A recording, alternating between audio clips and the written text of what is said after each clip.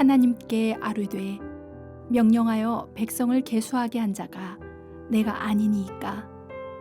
번죄하고 악을 행한 자는 곧 나이니이다. 청하건대 나의 하나님 여호와여, 주의 손으로 나와 내 아버지 집을 치시고 주의 백성에게 재앙을 내리지 마옵소서 하니라.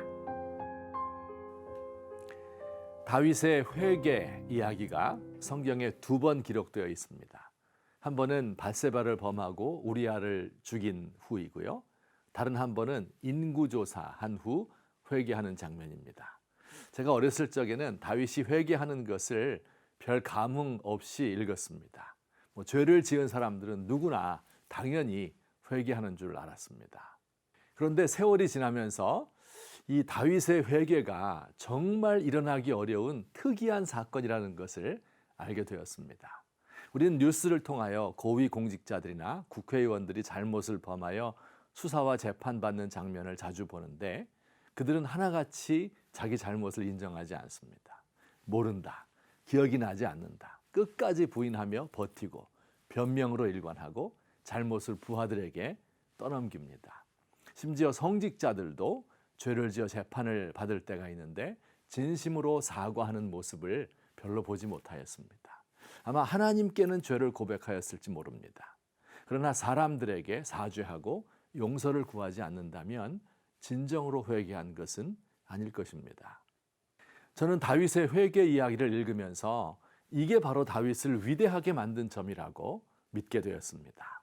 다윗이 용기 있는 사람인 까닭은 골리앗과 싸워서 승리하였기 때문이라기보다 자신의 죄를 고백하는 용기가 있었기 때문입니다. 하나님께서는 이런 다윗을 마음에 합한 자라고 하셨습니다.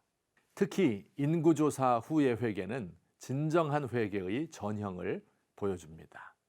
그는 인구조사의 명령을 내린 것은 자신이므로 그 모든 벌을 자기가 받겠다고 합니다. 사실 이스라엘 백성들이 받은 벌은 다윗에 대한 징벌이라고만 말할 수 없습니다. 같은 사건을 기록하는 사무엘서에서는 이 사건의 발단에 대하여 이렇게 쓰고 있습니다. 여호와께서 다시 이스라엘을 향하여 진노하사 그들을 치시려는 마음을 가지셨다고 합니다. 다윗의 업적을 과시하고 싶은 오만은 다윗만 가진 것이 아니라 이스라엘 백성 전체가 다 가지고 있었던 것입니다. 대체로 지도자의 죄와 백성의 죄는 같이 가는 법입니다. 다윗은 모든 백성의 죄에 대한 책임을 자신이 지겠으니 백성들은 용서하고 대신 자신과 자신의 가문에 재앙을 내려 징벌해달라고 간구합니다. 진정한 회개는 죄의 결과에 대하여 책임지는 것을 동반합니다. 책임은 지지 않으면서 용서해달라고 하는 것이나 죄의 결과를 되돌릴 생각은 하지 않고 용서받았다고 기뻐하는 것은 모두 야트막한 가짜 회개일 뿐입니다. 밀양이라는 영화를 보셨습니까? 주인공 전도연은 자신의 어린 아들을 죽인 범인이 회개하고 용서받았다고 기뻐하는 모습에 그만 큰 시험에 빠지고 말았습니다. 자신의 죄를 진짜 그 사람이 뉘우친다면 전도연 앞에서 아이를 살려낼 수 없음을 안타까워하며 100번이고 자신을 죽여달라고 했었어야 합니다. 사회적 물의를 일으킨 큰 사건의 주범이 어느 날 갑자기 목사가 되어 나타난다면 사람들은 기독교 복음에 대하여 의아해 할 것입니다.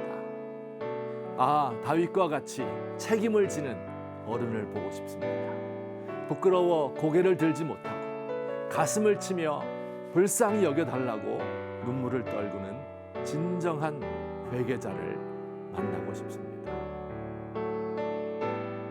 오늘 우리 한국교회가 공경으로부터 빠져나올 유일한 방법은 책임을 통감하고 하나님과 사람 앞에 회개하는 것이라 믿습니다. 우리에게 회개의 영을 부어주셔서 우리의 죄를 부끄럽게 생각하며 가슴치며 통회하게 하소서.